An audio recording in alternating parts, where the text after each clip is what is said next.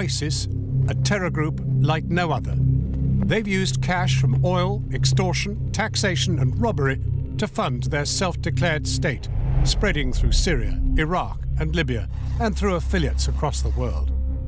And they think big. They want to turn most of the Middle East and parts of Europe into an Islamic caliphate. But global jihad is expensive. On the ISIS payroll, around 30,000 fighters, said to be paid between $65 and $1,000 a month. The more wives and children, the bigger the paycheck. Total cost, around $360 million a year.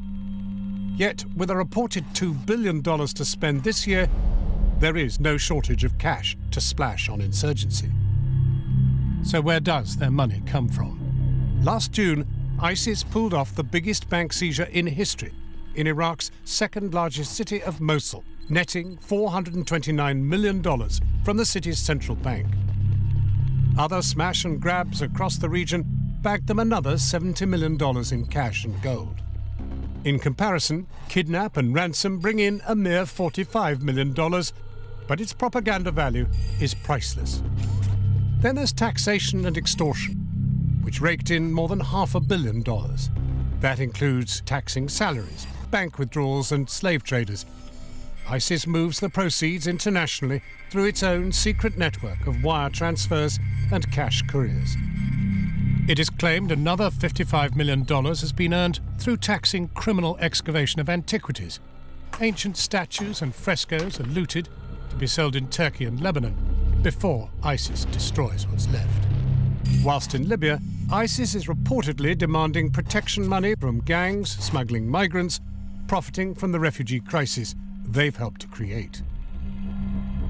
But it's black gold that has been at the core of their money-making machine. Their oil fields in Syria and Iraq produced an estimated 70 to 90,000 barrels per day last year. Income, $100 million in 2014. Attempting to stem the flow of funds to the caliphate, the US bombed IS refineries. Result?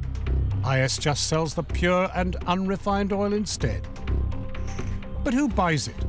Step forward, their number one enemy, Syrian President Bashar al-Assad. His war machine needs oil as much as ISIS needs cash. According to intelligence gathered in a US Special Forces raid in May 2015, ISIS made $40 million from oil in a single month. What oil is left spreads out across the region, pumped under border fences, floated down rivers, and trucked along the E90 highway in Turkey. Destination: the international oil terminal in Ceyhan, where some experts fear ISIS crude may already have been mixed with legitimate oil. From here, the oil is shipped to Marseille, then piped to Lyon, Switzerland and Germany, where it is inadvertently refined by oil companies. By now, the oil is untraceable and potentially being used by people like you and me all over Europe, fueling a conflict which has killed almost 250,000 men, women and children.